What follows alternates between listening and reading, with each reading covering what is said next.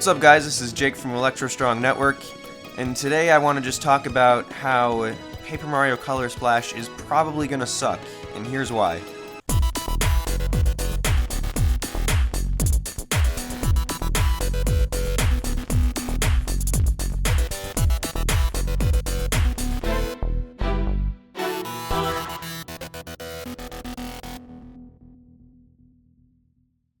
So my favorite game of all time is Paper Mario The Thousand Year Door, so it stands to reason that I do have a lot of attachment to this series, and I do have a lot of ideas on what kind of things make a Paper Mario game good. Now, the original Paper Mario was pretty good, but it had its flaws. It didn't have the most original villain ever, it was still Bowser, and some of the mechanics were still being worked on, but for a first game in the series, it was a lot of fun. The Thousand Year Door took all the stuff that was great about the first Paper Mario game and improved upon it vastly. When Super Paper Mario was first shown off, I had a mixed bag of feelings, although it ended up actually being pretty good. It had a good storyline, a good cast of characters, and the gameplay was actually pretty fun, even if it was lacking the RPG elements that made the previous game so much fun.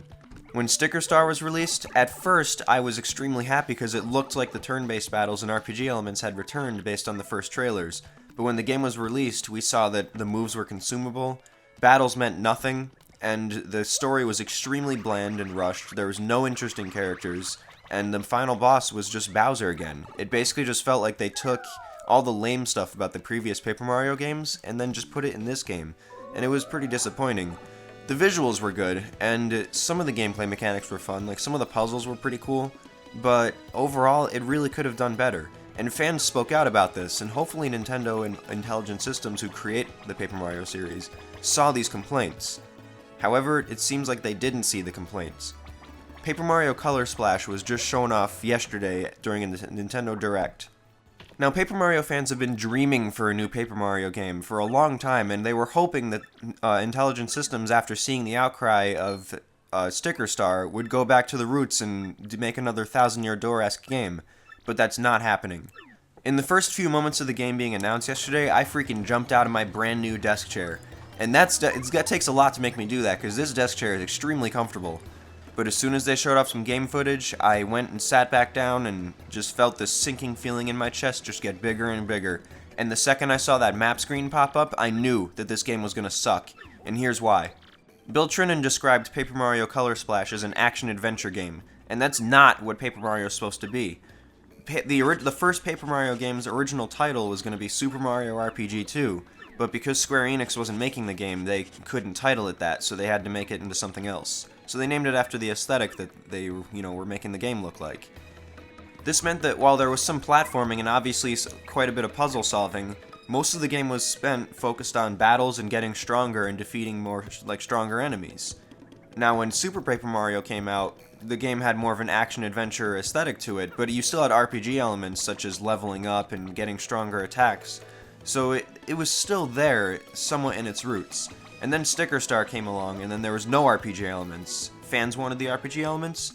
Nope, this is going to be an action-adventure game, unfortunately. We already have a main series Mario game for that. We don't need to have Paper Mario following the roots of the main series games. It's supposed to be a unique thing. Now, what also sucked, which I just mentioned earlier, was the map screen.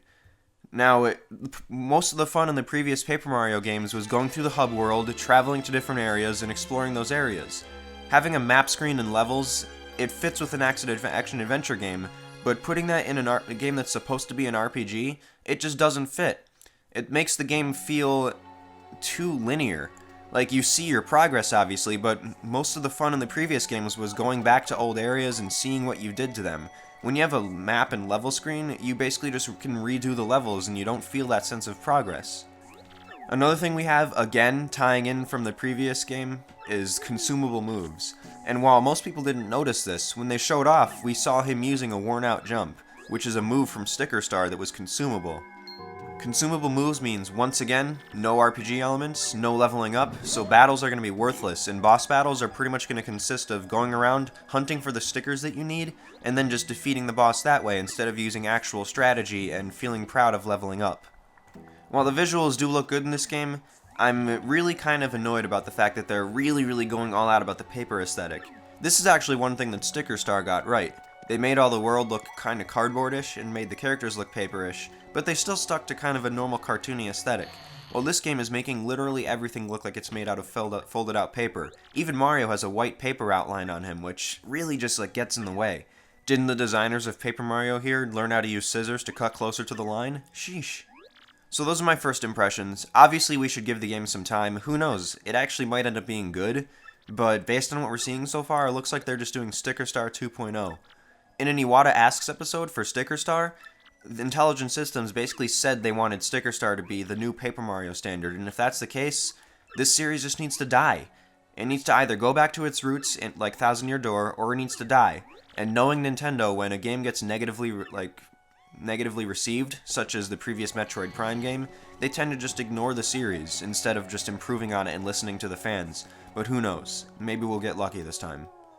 This is Jake from Electro Strong Network, signing out. Have a good one.